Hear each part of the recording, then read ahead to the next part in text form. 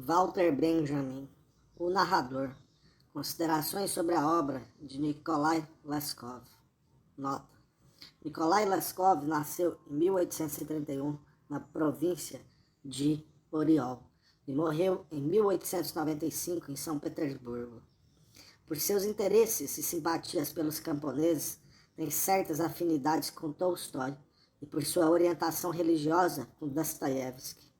Mas os textos menos duradouros de sua obra são exatamente aqueles em que tais tendências assumem uma expressão dogmática e doutrinária, os primeiros romances.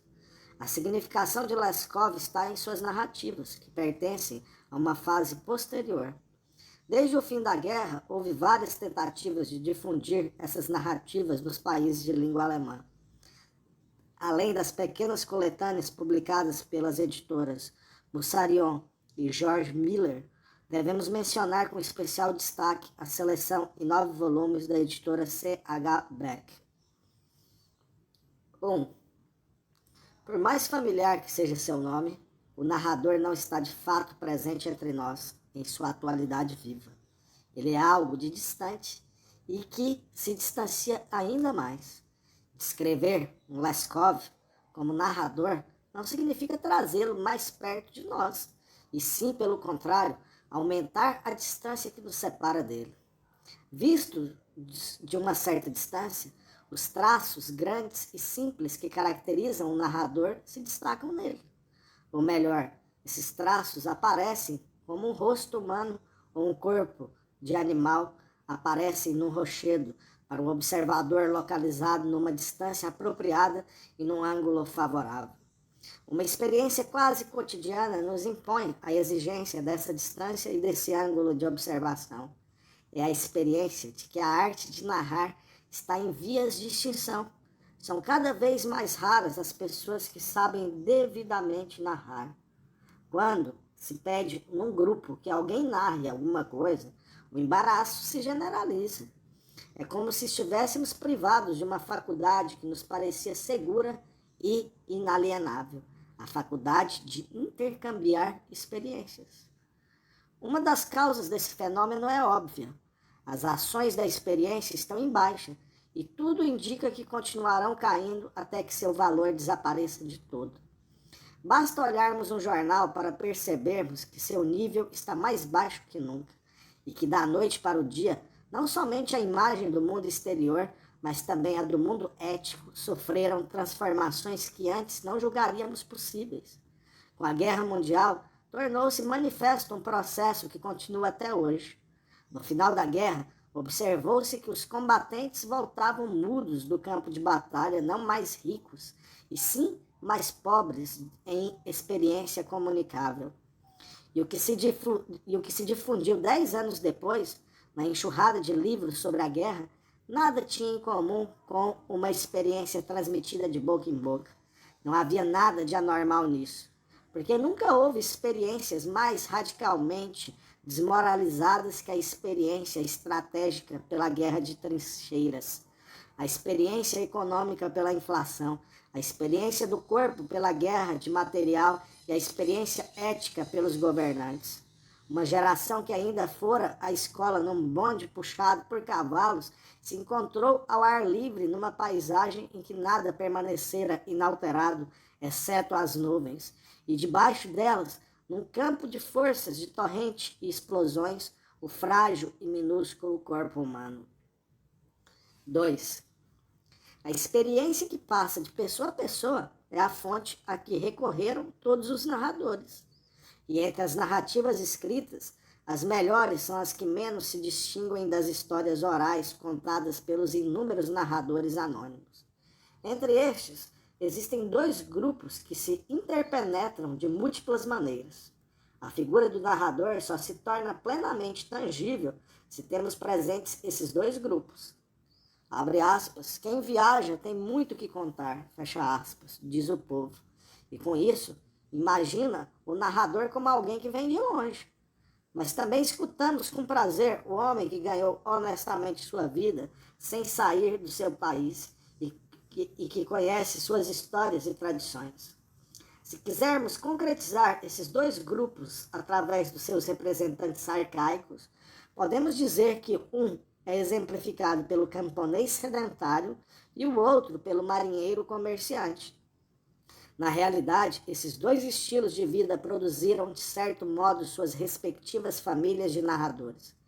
Cada uma delas conservou, no decorrer do século, suas características próprias. Assim, entre os autores alemães modernos, Hebel e Gotthelf pertencem à primeira família, e Sisfield e Gertaker à segunda. No entanto, essas duas famílias, como já se disse, constituem apenas tipos fundamentais. A extensão real do reino narrativo, em todo o seu alcance histórico, só pode ser compreendido se levarmos em conta a interpenetração desses dois tipos arcaicos. O sistema corporativo medieval contribuiu especialmente para esta interpenetração. O mestre sedentário e os aprendizes migrantes trabalhavam juntos na mesma oficina. Cada mestre tinha sido um aprendiz ambulante antes de se fixar em sua pátria ou no estrangeiro. Se os camponeses e os marujos foram os primeiros mestres da arte de narrar, foram os artífices que a aperfeiçoaram. No sistema corporativo, associava-se o saber das terras distantes, trazidos para casa pelos migrantes com o saber do passado, recolhido pelo trabalhador sedentário. 3. Leskov está à vontade tanto na distância espacial como na distância temporal. Pertencia à Igreja Ortodoxa Grega e tinha um genuíno interesse religioso, mas sua hostilidade pela burocracia eclesiástica não era menos genuína. Com suas relações com o funcionalismo leigo não eram melhores. Os cargos oficiais que exerceu não foram de longa duração. O emprego de agente russo de uma firma inglesa, que ocupou durante muito tempo, foi provavelmente, de todos os empregos possíveis, o mais útil para sua produção literária. A serviço dessa firma, viajou pela Rússia, e essas viagens enriqueceram tanto a sua experiência do mundo como seus conhecimentos sobre as condições russas. Desse modo, teve a ocasião de conhecer o funcionamento das seitas rurais, o que deixou traços em suas narrativas. Nos contos lendários russos, Leskov encontrou aliados em seu combate contra a burocracia ortodoxa. Escreveu uma série de contos desse gênero, cujo personagem central é o justo, raramente um asceta, em geral um homem simples e ativo que se transforma em santo com a maior naturalidade. A exaltação mística é alheia a Leskov. Embora ocasionalmente se interessasse pelo maravilhoso, em questões de piedade preferia uma atitude solidamente natural. Seu ideal é o homem que aceita o mundo sem se prender demasiadamente a ele. Seu comportamento em questões temporais correspondia a essa atitude. É coerente com tal comportamento que ele tenha começado tarde a escrever, ou seja, com 29 anos, depois de suas viagens comerciais. Seu primeiro texto impresso se intitulava Por que são os livros caros em Kiev? Seus contos foram precedidos por uma série de escritos sobre a classe operária, sobre o alcoolismo, sobre os médicos da polícia e sobre os vendedores desempregados. 4. O senso prático é uma das características de muitos narradores natos. Mais tipicamente do que em Leskov, encontramos esse atributo no Gotthelf, que dá conselhos de agronomia a seus camponeses, no Nodier, que se preocupa com os perigos da iluminação a gás, e no Hebel, que transmite a seus leitores pequenas informações científicas em seu caixa de tesouros. Tudo isso esclarece a natureza da verdadeira narrativa. Ela tem sempre em si, às vezes, de forma latente, uma dimensão utilitária. Essa utilidade pode consistir, seja no ensinamento moral, seja numa sugestão prática, seja num provérbio ou numa norma de vida. De qualquer maneira, o narrador é um homem que sabe dar conselhos. Mas se dar conselhos parece hoje algo de antiquado, é porque as experiências estão deixando de ser comunicáveis.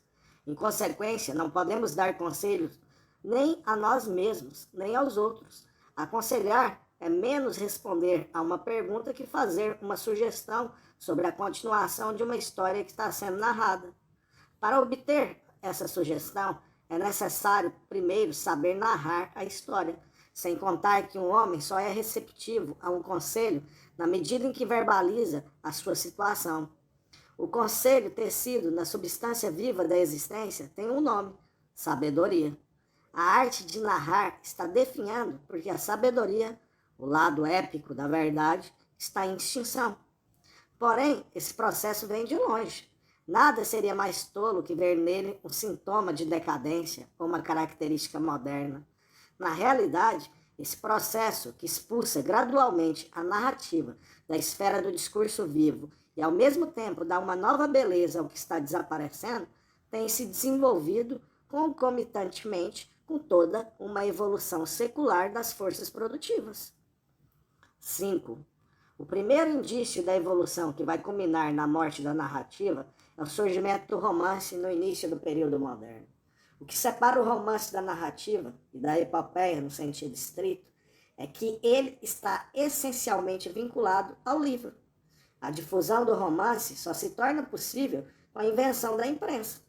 A tradição oral, patrimônio da poesia épica, tem uma natureza fundamentalmente distinta da que caracteriza o romance. O que distingue o romance de todas as outras formas de prosa, contos de fadas, lendas e mesmo novelas, é que ele nem procede da tradição oral, nem a alimenta. Ele se distingue especialmente da narrativa. O narrador retira da experiência o que ele conta, sua própria experiência ou a relatada pelos outros, e incorpora as coisas narradas à experiência dos seus ouvintes. O romancista segrega-se. A origem do romance é o indivíduo isolado, que não pode mais falar exemplarmente sobre suas preocupações mais importantes e que não recebe conselhos nem sabe dá-los. Escrever um romance significa, na descrição de uma vida humana, levar o incomensurável a seus últimos limites. Na riqueza dessa vida e na descrição dessa riqueza, o romance anuncia a profunda perplexidade de quem a vive. O primeiro grande livro do gênero, Dom Quixote, mostra como a grandeza de alma, a coragem e a generosidade de um dos mais nobres heróis da literatura são totalmente refratárias ao conselho e não contêm a menor centelha de sabedoria. Quando no correr do século se tentou ocasionalmente incluir no romance algum ensinamento, talvez o melhor exemplo seja Wilhelm Meister's Wanderjahre, Os Anos de Peregrinação, de Wilhelm Meister. Essas tentativas resultaram sempre na transformação da própria forma romanesca. O romance de formação, Bildungsroman, por outro lado, não se afasta absolutamente da estrutura fundamental do romance. Ao integrar o processo da vida social na vida de uma pessoa, ele justifica de modo extremamente frágil as leis que determinam tal processo. A legitimação dessas leis nada tem a ver com sua realidade. No romance de formação, é essa insuficiência que está na base da ação. 6. Devemos imaginar a transformação das formas épicas segundo ritmos comparáveis aos que presidiram a transformação da crosta terrestre no decorrer dos milênios. Poucas formas de comunicação humana evoluíram mais lentamente e se extinguiram mais lentamente. O romance, cujos primórdios remontam à antiguidade, precisou de centenas de anos para encontrar, na burguesia ascendente, os elementos favoráveis a seu florescimento. Quando esses elementos surgiram, a narrativa começou pouco a pouco a tornar-se arcaica. Sem dúvida, ela se apropriou de múltiplas formas do novo conteúdo, mas não foi determinada verdadeiramente por ele. Por outro lado, verificamos que com a consolidação da burguesia, da qual a imprensa, no alto capitalismo, é um dos instrumentos mais importantes, destacou-se uma forma de comunicação que, por mais antigas que fossem suas origens, nunca havia influenciado decisivamente a forma épica. Agora, ela exerce essa influência. Ela é tão estranha à narrativa como o romance, mas é mais ameaçadora e, de resto, provoca uma crise no próprio romance. Essa nova forma de comunicação é a informação. Villemessant o fundador do Fígaro, caracterizou a essência da informação com uma fórmula famosa, abre aspas, para meus leitores, costumava dizer, o incêndio no sótão do Quartier Latim é mais importante que uma revolução em Madrid, fecha aspas. Essa fórmula lapidar mostra claramente que o saber que vem de longe encontra hoje menos ouvintes que a informação sobre acontecimentos próximos. O saber que vinha de longe, do longe espacial das terras estranhas, ou do longe temporal contido na tradição, dispunha de uma autoridade que era válida mesmo que não fosse controlável pela experiência. Mas a informação aspira a uma verificação imediata. Antes de mais nada, ela precisa ser compreensível em si e para si. Muitas vezes, não é mais exata que os relatos antigos. Porém, enquanto esses relatos recorriam frequentemente ao miraculoso, é indispensável que a informação seja plausível. Nisso, ela é incompatível com o espírito da narrativa. Se a arte da narrativa é hoje rara, a difusão da informação é decisivamente responsável por esse declínio. Cada manhã recebemos notícias de todo mundo. E, no entanto, somos pobres em histórias surpreendentes. A razão é que os fatos já nos chegam acompanhados de explicações. Em outras palavras, quase nada do que acontece está a serviço da narrativa. E quase tudo está a serviço da informação. Metade da arte narrativa está em evitar explicações. Nisso, Leskov é magistral. Pensemos em textos como A Fraude ou A Águia Branca. O extraordinário e o miraculoso são narrados com a maior exatidão, mas o contexto psicológico da ação não é imposto ao leitor. Ele é livre para interpretar a história como quiser, e com isso, o episódio narrado atinge uma amplitude que não existe na informação. 7. Leskov frequentou a escola dos antigos. O primeiro narrador grego foi Heródoto. No capítulo 14 do terceiro livro de suas histórias, encontramos um relato muito instrutivo. Seu tema é Pizamenite. Quando o rei egípcio Pizamenite foi derrotado e reduzido ao cativeiro pelo rei persa Cambises, este resolveu humilhar seu cativo. Deu ordens para que Pizamenite fosse posto na rua em que passaria o cortejo triunfal dos persas. Organizou esse cortejo de modo que o prisioneiro pudesse ver sua filha degradada à condição de criada, indo ao poço com um jarro para buscar água. Enquanto todos os egípcios se lamentavam com esse espetáculo, Pizamenite ficou silencioso e imóvel, com os olhos no chão. E quando logo em seguida viu seu filho caminhando no cortejo para ser executado, continuou imóvel. Mas quando viu um dos seus servidores, um velho miserável, na fila dos cativos, golpeou a cabeça com os punhos e mostrou sinais do mais profundo desespero. Essa história nos ensina o que é a verdadeira narrativa. A informação só tem valor no momento em que é nova. Ela só vive nesse momento. Precisa entregar-se inteiramente a ele e sem perda de tempo tem que se explicar nele. Muito diferente é a narrativa. Ela se entrega. Ela conserva suas forças e depois de muito tempo ainda é capaz de se desenvolver. Assim, Montaigne alude à história do rei egípcio e pergunta: por que ele só se lamenta quando reconhece o seu servidor? Sua resposta é que ele, abre aspas, já estava tão cheio de tristeza que uma gota a mais bastaria para derrubar as comportas, fecha aspas.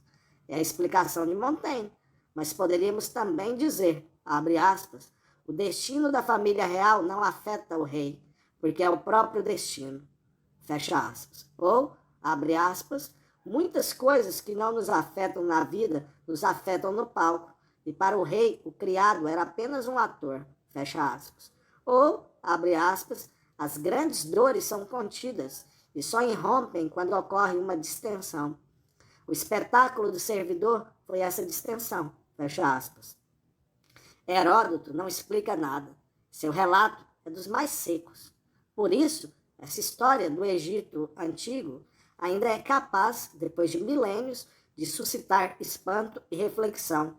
Ela se assemelha a essas sementes de trigo que durante milhares de anos ficaram fechadas hermeticamente nas câmaras das pirâmides e que conservaram até hoje suas forças germinativas.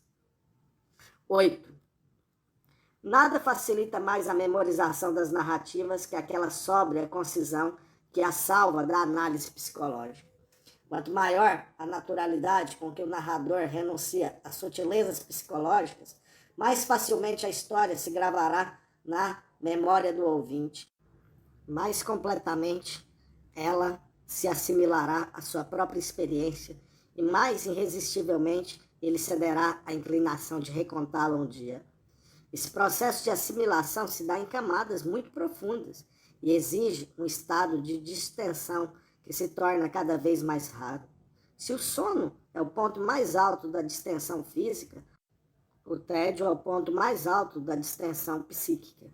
O tédio é o pássaro de sonhos que choca os ovos da experiência. O menor sussurro nas folhagens o assusta. Seus ninhos, as atividades intimamente associadas ao tédio, já se extinguiram na cidade e estão em vias de extinção no campo. Com isso, desaparece o dom de ouvir e desaparece a comunidade dos ouvintes. Contar histórias sempre foi a arte de contá-las de novo, e ela se perde quando as histórias não são mais conservadas. Ela se perde porque ninguém mais fia ou tece enquanto ouve a história. Quanto mais o ouvinte se esquece de si mesmo, mais profundamente se grava nele o que é ouvido. Quando o ritmo do trabalho se apodera dele, ele escuta as histórias de tal maneira que adquire espontaneamente o dom de narrá-las. Assim se teceu a rede em que está guardado o dom narrativo. E assim, essa rede se desfaz hoje por todos os lados, depois de ter sido tecida há milênios em torno das mais antigas formas de trabalho manual. 9. A narrativa, que durante tanto tempo floresceu no meio de artesão, no campo, no mar e na cidade, é ela própria, num certo sentido, uma forma artesanal de comunicação. Ela não está interessada em transmitir o puro em si, da coisa narrada como uma informação ou um relatório. Ela mergulha a coisa na vida do narrador para em seguida retirá-la dele. Assim se imprime na narrativa a marca do narrador, com a mão do oleiro na argila do vaso. Os narradores gostam de começar sua história com uma descrição das circunstâncias em que foram informados dos fatos que vão contar a seguir, a menos que prefiram atribuir essa história a uma experiência autobiográfica. Leskov começa a fraude com uma descrição de uma viagem de trem, na qual ouviu de um companheiro de viagem os episódios que vai narrar, ou pensa no enterro de Dostoiévski, no qual travou conhecimento com a heroína de A Propósito da Sonata de Kreuzer, ou evoca uma reunião no círculo de leitura, no qual soube dos fatos relatados em Homens Interessantes. Assim, seus vestígios estão presentes de muitas maneiras nas coisas narradas, seja na qualidade de quem as viveu, seja na qualidade de quem as relata. O próprio Leskov considerava essa arte artesanal, a narrativa, como um ofício manual. Abre aspas, a literatura, diz ele em uma carta, não é para mim uma arte, mas um trabalho manual, fecha aspas. Não admira que ele tenha se sentido ligado ao trabalho manual e estranho à técnica industrial. Tolstói, que tinha afinidades com essa atitude, alude de passagem a esse elemento central do talento narrativo de Leskov, quando disse que ele foi o primeiro, abre aspas, a apontar a insuficiência do progresso econômico. É estranho que Dostoiévski seja tão lido. Em compensação, não compreendo por que não se lê Leskov. Ele é um escritor fiel à verdade, fecha aspas. No malicioso e petulante A Pulga de Aço, intermediário entre a lenda e a farsa, Leskov exalta nos ourives de Tula o trabalho artesanal. Sua obra-prima, A Pulga de Aço, chega aos olhos de Pedro, o Grande, e o convence de que os russos não precisam envergonhar-se dos ingleses. Talvez ninguém tenha descrito melhor que Paul Valéry a imagem espiritual desse mundo de artífices, do qual provém o narrador. falando das coisas perfeitas que se encontram na natureza, pérolas imaculadas, vinhos encorpados e maduros, criaturas realmente completas, ele as descreve como, abre aspas, o produto precioso de uma longa cadeia de causas semelhantes entre si, fecha aspas. O acúmulo dessas causas só teria limites temporais quando fosse atingida a perfeição, abre aspas. Antigamente, o homem imitava essa paciência, prossegue Valéry. Iluminuras, marfins profundamente entalhados, pedras duras, perfeitamente polidas e claramente gravadas, lascas e pinturas obtidas pela superposição de uma quantidade de camadas finas e translúcidas. Todas essas produções de uma indústria tenaz e virtuosística cessaram, e já passou o tempo em que o tempo não contava. O homem de hoje não cultiva o que não pode ser abreviado, fecha aspas. Com efeito, o homem conseguiu abreviar até a narrativa. Assistimos, em nossos dias, ao nascimento da short story, que se emancipou da tradição oral e não mais permite essa lenta superposição de camadas finas e translúcidas, que representa a melhor imagem do processo pelo qual a narrativa perfeita vem à luz do dia, como coroamento das várias camadas constituídas pelas narrações sucessivas. 10. Valéry conclui suas reflexões com as seguintes palavras, abre aspas, dir-se-ia que o enfraquecimento nos espíritos da ideia de eternidade coincide com uma aversão cada vez maior ao trabalho prolongado, fecha aspas. A ideia da eternidade sempre teve na morte sua fonte mais rica. Se essa ideia está se atrofiando, temos que concluir que o rosto da morte deve ter assumido outro aspecto. Essa transformação é a mesma que reduziu a comunicabilidade da experiência à medida que a arte de narrar se extinguia. No decorrer dos últimos séculos, pode-se observar que a ideia da morte vem perdendo, na consciência coletiva, sua onipresença e sua força de evocação. Esse processo se acelera em suas últimas etapas. Durante o século XIX, a sociedade burguesa produziu, com instituições higiênicas e sociais, privadas e públicas, um efeito colateral que inconscientemente talvez tivesse sido o seu objetivo principal. Permitia aos homens evitarem o espetáculo da morte. Morrer era antes um episódio público na vida do indivíduo, e seu caráter era altamente exemplar. Recordem-se as imagens da Idade Média, nas quais o leito de morte se transforma num trono em direção ao qual se precipita o povo, através das portas escancaradas. Hoje, a morte é cada vez mais expulsa do universo dos vivos. Antes não havia uma só casa e quase nenhum quarto em que não tivesse morrido alguém. A Idade Média conhecia a contrapartida espacial daquele sentimento temporal expresso num relógio solar de Ibiza, Ultima Mutis. Hoje, os burgueses vivem em espaços depurados de qualquer morte, e quando chegar sua hora, serão depositados por seus herdeiros em sanatórios e hospitais. Ora, é no momento da morte que o saber e a sabedoria do homem, e sobretudo sua existência vivida, e é dessa substância que são feitas as histórias, assumem pela primeira vez uma forma transmissível. Assim como no interior do agonizante desfilam inúmeras imagens, visões de si mesmo, nas quais ele havia encontrado sem se dar conta disso, assim o inesquecível aflora de repente em seus gestos e olhares, conferindo a tudo o que lhe diz respeito àquela autoridade que mesmo um pobre diabo possui ao morrer. Para os vivos em seu redor, na origem da narrativa está essa autoridade. 11. A morte é a sensação de tudo que o narrador pode contar. É da morte que ele deriva sua autoridade. Em outras palavras, suas histórias remetem à história natural. Esse fenômeno é ilustrado exemplarmente numa das mais belas narrativas do incomparável Johann Peter Hebel.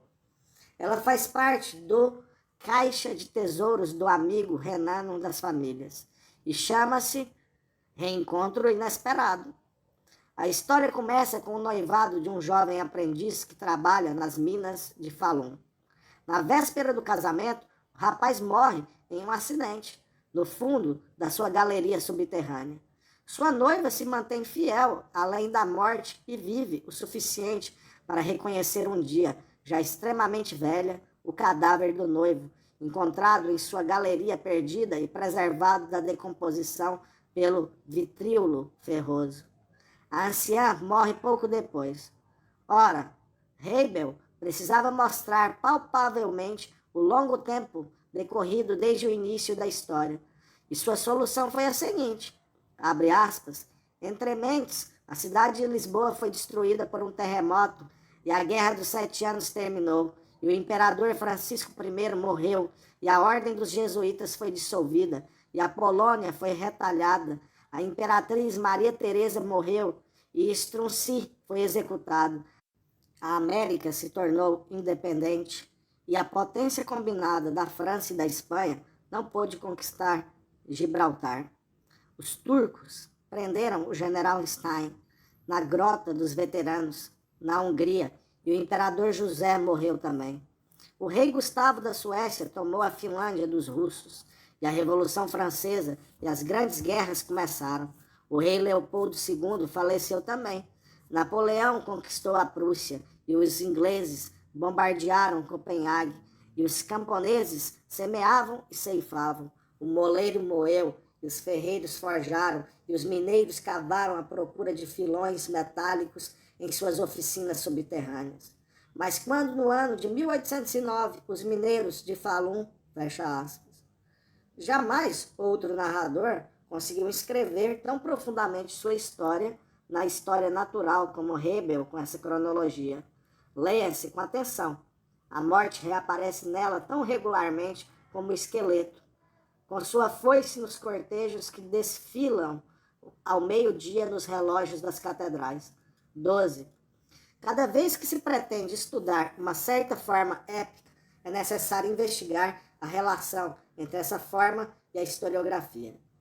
Podemos ir mais longe e perguntar se a historiografia não representa uma zona de indiferenciação criadora com relação a todas as formas épicas. No caso, a história escrita se relacionaria com as formas épicas como a luz branca com as cores do espectro. Como quer que seja, entre todas as formas épicas, a crônica é aquela cuja inclusão na luz pura e incolor da história escrita é mais incontestável. E no amplo espectro da crônica, todas as maneiras com que uma história pode ser narrada se estratificam como se fossem variações da mesma cor. O cronista é o narrador da história. Pense-se no trecho de Hebel citado acima, cujo tom é claramente o da crônica, e notar-se-á facilmente a diferença entre quem escreve a história, o historiador, e quem a narra, o cronista.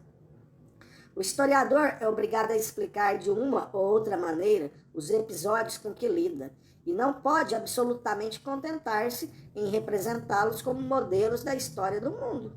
É exatamente o que faz o cronista, especialmente através dos seus representantes clássicos, os cronistas medievais, precursores da historiografia moderna.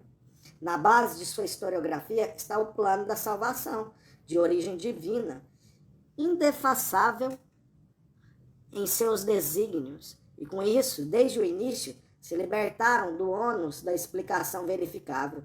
Ela é substituída pela exegese, que não se preocupa com o encadeamento exato de fatos determinados, mas com a maneira de sua inserção no fluxo insondável das coisas. Não importa se esse fluxo se inscreve na história sagrada ou se tem caráter natural. No narrador, o cronista conservou-se transformado e, por assim dizer, secularizado. Entre eles, Leskov é aquele cuja obra demonstra mais claramente esse fenômeno. Tanto o cronista vinculado à história sagrada como o narrador vinculado à história profana participam igualmente da natureza dessa obra, a tal ponto que, em muitas de suas narrativas, é difícil decidir se o fundo sobre o qual elas se destacam é a trama dourada de uma concepção religiosa da história ou a trama colorida de uma concepção profana. Pensa-se, por exemplo, no conto A Alexandrita, que coloca o leitor nos velhos tempos em que, abre aspas, as pedras nas entranhas da Terra e os planetas nas esferas celestes se preocupavam ainda com o destino do homem, ao contrário dos dias de hoje, em que tanto no céu como na Terra tudo se tornou indiferente à sorte dos seres humanos, e em que nenhuma voz, venha de onde vier, lhes dirige a palavra ou lhes obedece. Os planetas recém-descobertos não desempenham mais nenhum papel no horóscopo, e existem inúmeras pedras novas, todas medidas e pesadas e com seu peso específico e sua densidade exatamente calculados, mas elas não nos anunciam nada e não têm nenhuma utilidade para nós. O tempo já passou em que elas conversavam com os homens, fecha aspas. Como se vê, é difícil caracterizar inequivocamente o curso das coisas, como Leskov o ilustra nessa narrativa. É determinado pela história sagrada ou pela história natural. Só se sabe que, enquanto tal, o curso das coisas escapa a qualquer categoria verdadeiramente histórica. Já se foi a época, diz Leskov, em que o homem podia sentir-se em harmonia com a natureza. Schiller chamava essa época o tempo da literatura ingênua. O narrador mantém sua fidelidade a essa época e seu olhar não se desvia do relógio diante do qual desfila a procissão das criaturas, na qual a morte tem seu lugar, ou à frente do cortejo, ou como retardatária miserável. 13. Não se percebeu devidamente até agora que a relação ingênua entre o ouvinte e o narrador é dominada pelo interesse em conservar o que foi narrado. Para o ouvinte imparcial, o importante é assegurar a possibilidade da reprodução. A memória é a mais épica de todas as faculdades. Somente uma memória abrangente permite à poesia épica apropriar-se do curso das coisas, por um lado, e resignar-se, por outro lado, com o desaparecimento dessas coisas, com o poder da morte.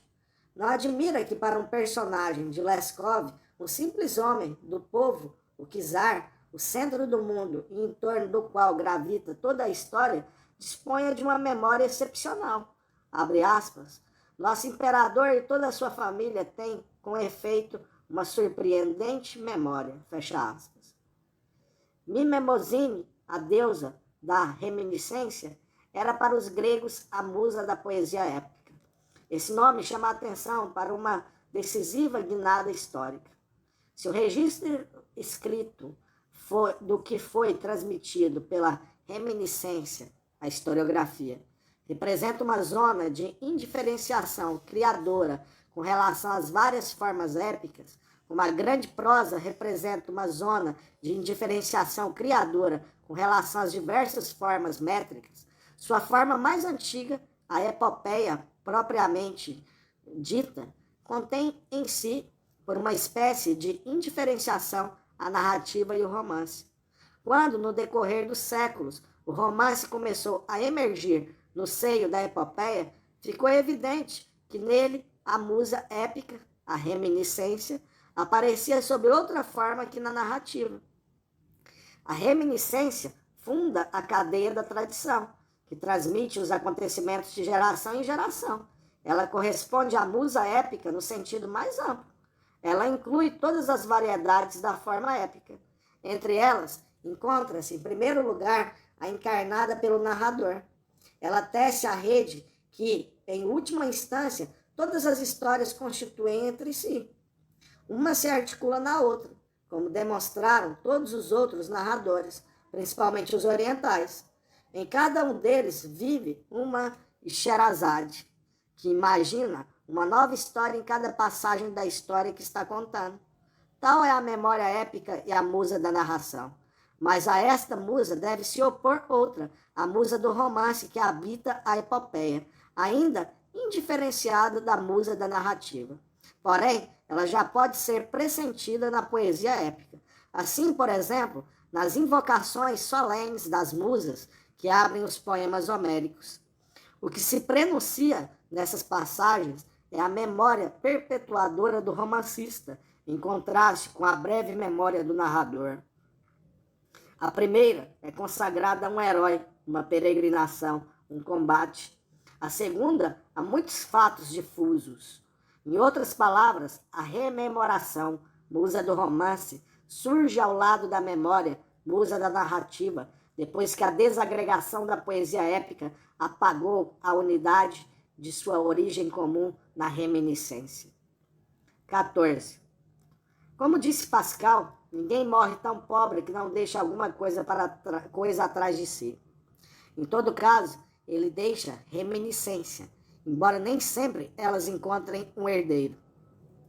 O romancista recebe a sucessão quase sempre com uma profunda melancolia, pois assim como se diz no romance de Arnold Bennett, que uma pessoa que acabara de morrer, abre aspas, não tinha de fato vivido, fecha aspas, o mesmo costuma acontecer com as somas que o romancista recebe de herança.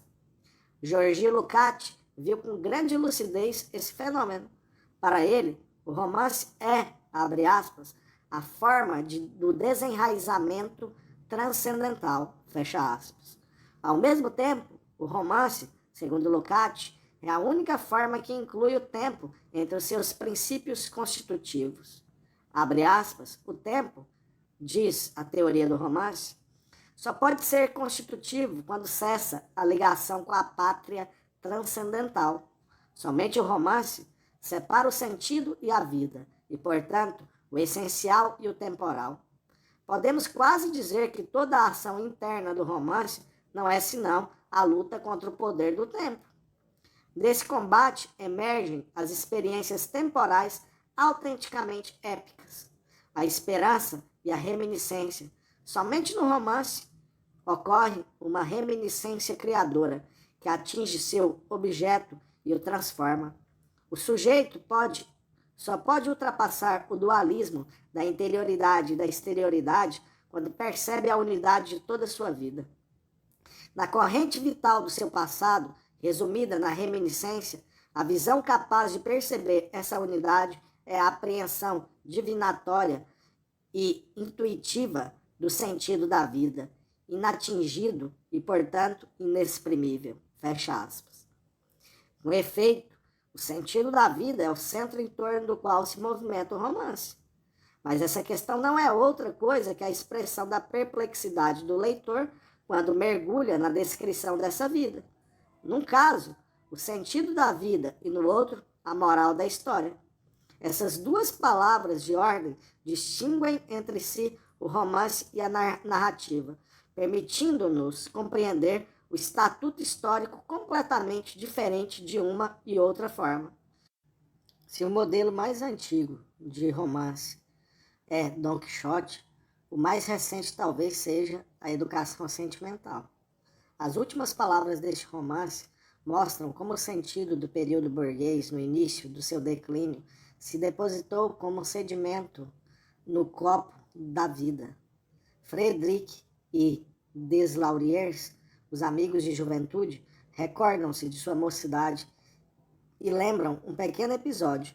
Uma vez entraram no bordel de sua cidade natal, furtiva e timidamente, e limitaram-se a oferecer à dona da casa um ramo de flores que tinham colhido no jardim. Abre aspas. Falava-se ainda dessa história 3 anos depois. Eles a contaram prolixamente, um completando as lembranças do outro. E quando terminaram, Frederic exclamou: foi o que nos aconteceu de melhor. Sim, talvez, foi o que nos aconteceu de melhor, disse Deslauriers. Fecha aspas. Com essa descoberta, o romance chega a seu fim, e este é mais rigoroso que em qualquer narrativa. Com efeito, numa narrativa, a pergunta: e o que aconteceu depois? É plenamente justificada. O romance, ao contrário, não pode dar um único passo além daquele limite em que, escrevendo na parte inferior da página a palavra fim, convida o leitor a refletir sobre o sentido de uma vida. 15. Quem escuta uma história está em companhia do narrador. Mesmo quem a lê partilha dessa companhia. Mas o leitor de um romance é solitário, mais solitário que qualquer outro leitor, pois mesmo quem lê um poema está disposto a declamá-lo em voz alta para um ouvinte ocasional. Nessa solidão, o leitor do romance se apodera ansiosamente da matéria de sua leitura. Quer transformá-la em coisa sua, devorá-la, de certo modo. Sim, ele destrói, devora a substância lida, como o fogo devora a lenha na lareira. A tensão que atravessa o romance se assemelha muito à corrente de ar que alimenta e reanima a chama. O interesse ardente do leitor se nutre de um material seco. O que isso significa? Abre aspas, um homem que morre com 35 anos, fecha aspas, diz certa vez Moritz Heiner, abre aspas, é em cada momento de sua vida um homem que morre com 35 anos, fecha aspas. Nada mais duvidoso, mas apenas porque o autor se engana na dimensão do tempo. A verdade contida na frase é a seguinte: um homem que morre aos 35 anos aparecerá sempre na rememoração, em cada momento de sua vida, como um homem que morre com 35 anos. Em outras palavras, a frase, que não tem nenhum sentido com relação à vida real, torna-se incontestável com relação à vida lembrada. Impossível descrever melhor a essência dos personagens do romance.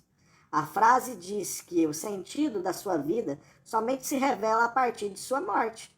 Porém, o leitor do romance procura realmente homens nos quais possa ler o sentido da vida. Ele precisa, portanto, estar seguro de antemão, de um modo ou outro, de que participará de sua morte. Se necessário, a morte no sentido figurado, o fim do romance, mas de preferência a morte verdadeira.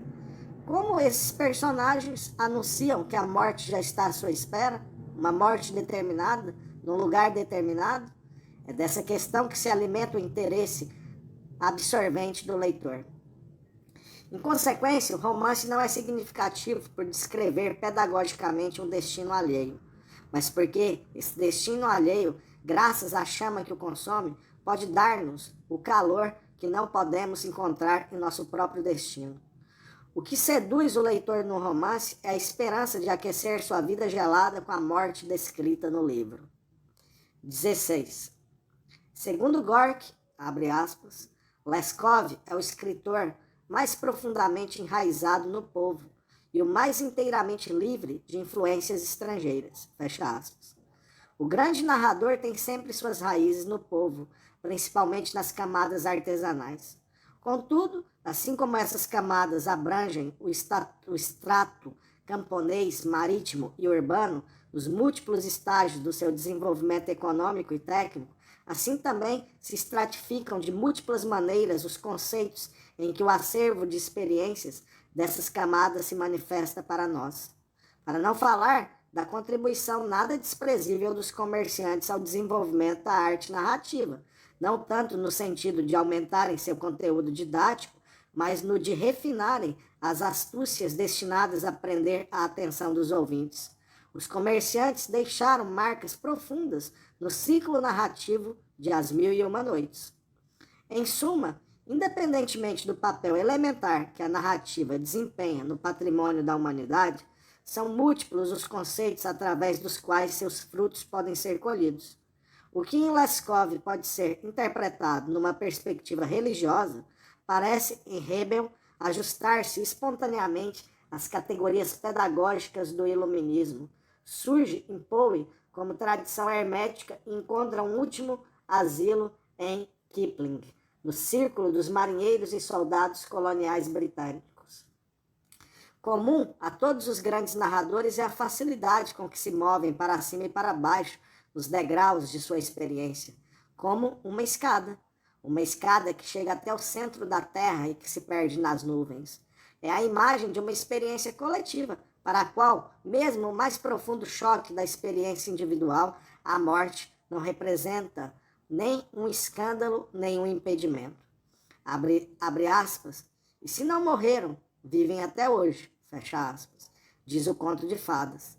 Ele é ainda hoje o primeiro conselheiro das crianças, porque foi o primeiro da humanidade e sobrevive secretamente na narrativa. O primeiro narrador verdadeiro é e continua sendo o narrador de contos de fadas. Esse conto sabia dar um bom conselho quando ele era difícil de obter e oferecer sua ajuda em caso de emergência. Era a emergência provocada pelo mito. O conto de fadas nos revela as primeiras medidas tomadas pela humanidade para libertar-se do pesadelo mítico. O personagem do tolo nos mostra como a humanidade se fez de tola para proteger-se do mito.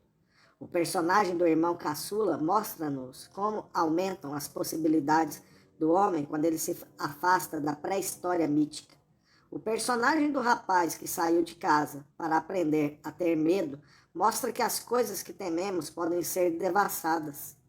O personagem inteligente mostra que as perguntas feitas pelo mito são tão simples quanto as feitas pela esfinge. O personagem do animal que socorre uma criança mostra que a natureza prefere associar-se ao homem que ao mito. O conto de fadas ensinou há muitos séculos à humanidade e continua ensinando hoje às crianças que o mais aconselhável é enfrentar as forças do mundo mítico com astúcia e arrogância. Assim, o conto de fadas dialetiza a coragem, Mut, desdobrando-a em dois polos. De um lado, o Antermut, isto é, astúcia, e de outro, o Ubermut, isto é, arrogância. O feitiço libertador do conto de fadas não põe em cena a natureza como uma entidade mítica, mas indica a sua cumplicidade com o homem liberado. O adulto só percebe essa cumplicidade ocasionalmente, isto é, quando está feliz. Para a criança, ela aparece pela primeira vez no conto de fadas e provoca nela uma sensação de felicidade. 17. Poucos narradores tiveram uma afinidade tão profunda pelo espírito do conto de fadas como Leskov. Essas tendências foram favorecidas pelos dogmas da Igreja Ortodoxa grega. E nesses dogmas, como se sabe, a especulação de Orígenes, rejeitada pela Igreja de Roma, sobre a apocatastasis e a admissão de todas as almas ao paraíso, desempenha um papel significativo. Leskov foi muito influenciado por Orígenes. Tinha a intenção de traduzir sua obra dos primeiros princípios. No espírito das crenças populares russas, interpretou a ressurreição menos como uma transfiguração que como um desencantamento, no sentido semelhante ao do conto de fadas. Essa interpretação de Orígenes é o fundamento da narrativa O Peregrino Encantado. Essa história, como tantas outras de Leskov, é um híbrido de contos de fadas e lenda, semelhante ao híbrido de contos de fadas e saga, descrito por Ernest Bloch, numa passagem em que retoma à sua maneira nossa distinção entre mito e conto de fadas. Segundo Bloch, abre aspas, nessa mescla de conto de fadas e saga, o elemento mítico é figurado, no sentido de que age de forma estática e cativante, mas nunca fora do homem. Míticos, nesse sentido, são certos personagens de saga, de tipo taoísta, sobretudo os muito arcaicos, como o casal Filemon e Baucis, salvos, como nos contos de fada, embora em repouso, como na natureza. Existe certamente uma relação desse tipo no taoísmo, muito menos pronunciado, de Gotthelf. Ele priva ocasionalmente a saga do encantamento local, salva a luz da vida, a luz própria à vida humana, que arde serenamente por fora e por dentro. Fecha aspas. Abre aspas. Salvos, como nos contos de fadas. Fecha aspas. São os seres à frente do cortejo humano de Leskov, os justos. Pavlin figura o cabeleiro, o domador de ursos, a sentinela prestimosa, todos eles encarnando a sabedoria, a bondade e o consolo do mundo, circundam o narrador. É incontestável que são todos derivações do imago materna. Segundo a descrição de Leskov, abre aspas, ela era tão bondosa que não podia fazer mal a ninguém, nem mesmo aos animais. Não comia nem peixe nem carne, tal sua compaixão por todas as criaturas vivas. De vez em quando, meu pai costumava censurá-la, mas ela respondia, eu mesmo criei esses animaizinhos. Eles são como meus filhos. Não posso comer meus próprios filhos. Mesmo na casa dos vizinhos, elas se abstinham de carne, dizendo: eu vi esses animais vivos, são meus conhecidos, não posso comer meus conhecidos. Fecha aspas. O justo é o porta-voz da criatura e ao mesmo tempo sua mais alta encarnação. Ele tem, em Leskov, traços maternais que às vezes atingem o plano mítico, pondo em perigo assim a pureza da sua condição de conto de fadas. Característico, nesse sentido, é o personagem central da narrativa Cotim, o provedor e Platônida. Esse personagem, um camponês chamado Pizonsky, é hermafrodita. Durante 12 anos, a mãe o educou como menino. Seu lado masculino e o feminino amadurecem simultaneamente e seu hermafroditismo transforma-se em, abre aspas, símbolo do homem-deus, fecha aspas. Leskov vê nesse símbolo o ponto mais alto da criatura e, ao mesmo tempo, uma ponte entre o mundo terreno e o supraterreno. Porque essas poderosas figuras masculinas, telúricas e maternais, sempre retomadas pela imaginação de Leskov, foram arrancadas, no apogeu de sua força, à escravidão do instinto sexual. Mas nem por isso encarnam um ideal ascético. A castidade desses justos tem um caráter tão pouco individual que ela se transforma na antítese elementar da luxúria desenfreada, representada na Lady Macbeth de Mezensky. Se a distância entre Pavlin e essa mulher de comerciante representa a amplitude do mundo das criaturas na hierarquia dos seus personagens, Leskov sondou também a profundidade desse mundo. 18. A hierarquia do mundo das criaturas, que culmina na figura do justo, desce por múltiplos estratos até os abismos do inanimado. Convém ter em mente, a esse respeito, uma circunstância especial. Para Leskov, esse mundo se exprime menos através da voz humana que através do que ele chama, num dos seus contos mais significativos, abre aspas, a voz da natureza, fecha aspas. Seu personagem central é um pequeno funcionário, Filipovich, que usa todos os meios a seu dispor para hospedar em sua casa um marechal de campo que passa por sua cidade. Seu desejo é atendido. O hóspede, a princípio, admirado com a insistência do funcionário, com o tempo julga reconhecer nele alguém que havia encontrado antes. Quem? Não consegue lembrar-se. O mais estranho é que o dono da casa nada faz para revelar sua identidade. Em vez disso, ele consola seu ilustre hóspede, dia após dia, dizendo que, abre aspas, a voz da natureza, fecha aspas, não deixará de se fazer ouvir um dia. As coisas continuam assim, até que o hóspede, no momento de continuar sua viagem, dá ao funcionário a permissão por este solicitada de fazer ouvir a voz da natureza. A mulher do anfitrião se afasta, abre aspas, ela voltou com uma corneta de caça, de cobre polido, e entregou-a a seu marido. Ele pegou a corneta, colocou-a na boca e sofreu uma verdadeira metamorfose. Mal encher a boca, produzindo um som forte como um trovão, o marechal de campo gritou: para! Já sei, irmão, agora te reconheço. És o músico do regimento de caçadores, que como recompensa por sua honestidade, enviei para vigiar o intendente corrupto. É verdade, excelência, respondeu o dono da casa. Eu não queria recordar esse fato a vossa excelência, e sim deixar que a voz da natureza falasse. Fecha aspas. A profundidade dessa história, escondida atrás de sua estupidez aparente, dá uma ideia do extraordinário humor de Leskov. Esse humor reaparece na mesma história de modo ainda mais discreto. Sabemos que o pequeno funcionário fora enviado, abre aspas, como recompensa por sua honestidade, para vigiar um intendente corrupto, fecha aspas. Essas palavras estão no final, na cena do reconhecimento.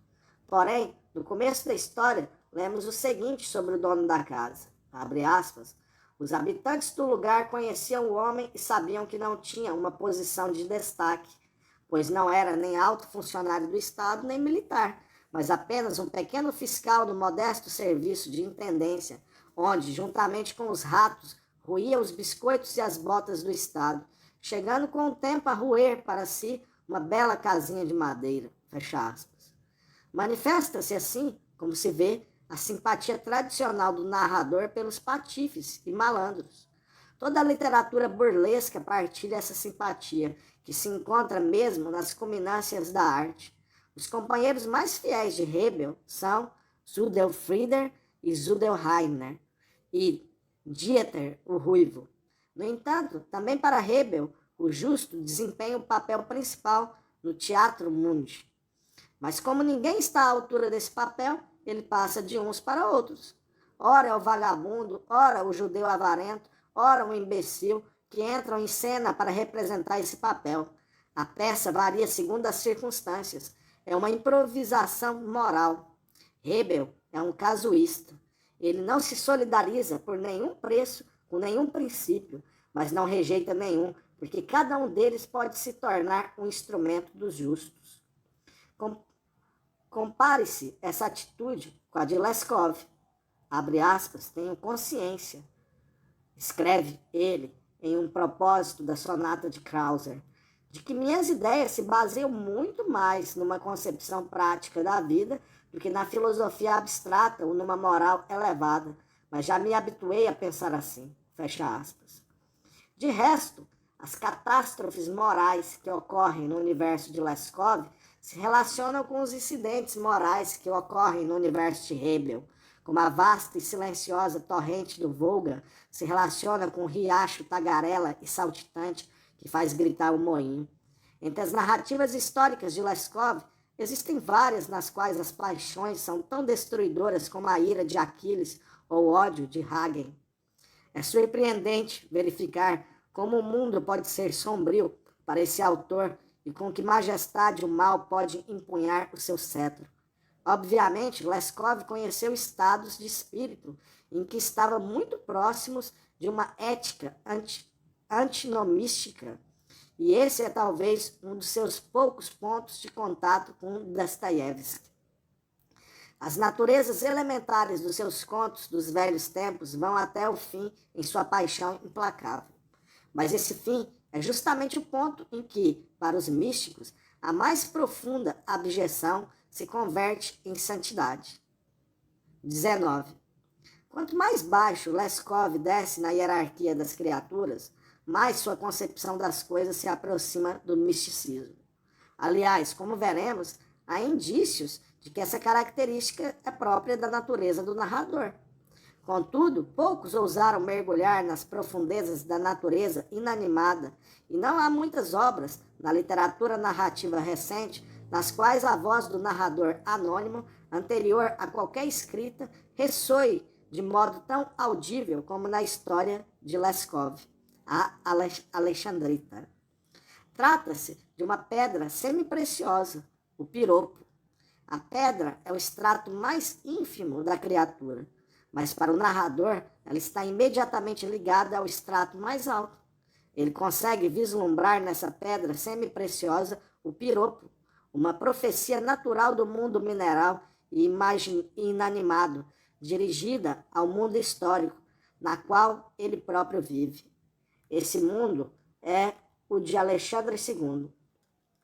O narrador, ou antes, o homem a quem ele transmite o seu saber, é um lapidador chamado Wenzel, que levou sua arte à mais alta perfeição. Podemos aproximá-lo dos ourives de Tula e dizer que, segundo Leskov, o artífice perfeito tem acesso aos arcanos mais secretos do mundo criado. Ele é a encarnação do homem piedoso.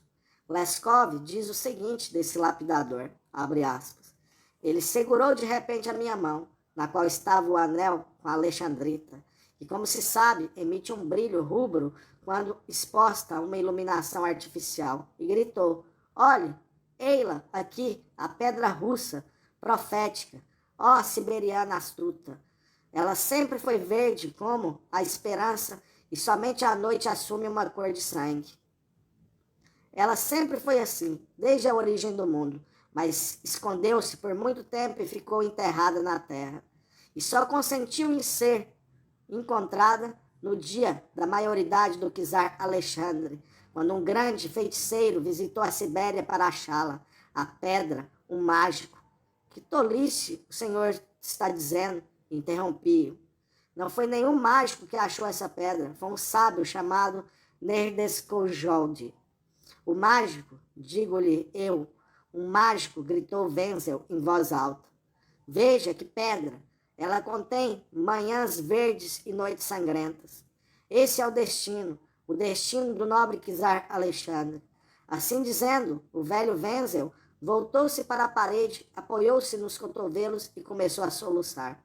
Fecha aspas. Para esclarecer o significado dessa importante narrativa, não há melhor comentário que o trecho seguinte de Valéry, escrito num contexto completamente diferente. Abre aspas. A observação do artista pode atingir uma profundidade quase mística. Os objetos iluminados perdem os seus nomes. Sombras e claridades formam sistemas e problemas particulares que não dependem de nenhuma ciência, que não aludem a nenhuma prática, mas que recebem toda sua existência e todo o seu valor de certas afinidades singulares entre a alma, o olho e a mão de uma pessoa nascida para surpreender tais afinidades em si mesmo e para as produzir. Fecha aspas. A alma, o olho e a mão estão assim inscritos no mesmo campo. Interagindo, eles definem uma prática. Essa prática deixou de nos ser familiar. O papel da mão no trabalho produtivo tornou-se mais modesto, e o lugar que ela ocupava durante a narração está agora vazio. Pois a narração, em seu aspecto sensível, não é de modo algum produto exclusivo da voz. Na verdadeira narração, a mão intervém decisivamente com seus gestos, aprendidos na experiência do trabalho, que sustentam de 100 maneiras o fluxo do que é dito. A antiga coordenação da alma, do olhar e da mão, que transparece nas palavras de Valéry, é típica do artesão, e é ela que encontramos sempre, onde quer que a arte de narrar seja praticada. Podemos ir mais longe e perguntar se a relação entre o narrador e sua matéria, a vida humana, não seria ela própria uma relação artesanal. Não seria sua tarefa trabalhar a matéria-prima da experiência, a sua e a dos outros, transformando-a num produto sólido, útil e único? Talvez se tenha uma noção mais clara desse processo através do provérbio, concebido como uma espécie de ideograma de uma narrativa. Podemos dizer que os provérbios são ruínas de antigas narrativas, nas quais a moral da história abraça um acontecimento, como a era abraça um muro. Assim, definido, o narrador figura entre os mestres e os sábios. Ele sabe dar conselhos, não para alguns casos, como o provérbio, mas para muitos casos, como o sábio, pois pode recorrer ao acervo de toda uma vida que não inclui apenas a própria experiência, mas em grande parte a experiência alheia. O narrador assimila a sua substância mais íntima aquilo que sabe por ouvir dizer. Seu dom é poder contar sua vida. Sua dignidade é contá-la inteira. O narrador é o homem que poderia deixar a luz tênue de sua narração consumir completamente a mecha de sua vida. Daí a atmosfera incomparável que circunda o narrador. Em Leskov, como em Ralph, em Poe, como em Stevenson. O narrador é a figura na qual o justo se encontra consigo mesmo. Walter Benjamin, 1936.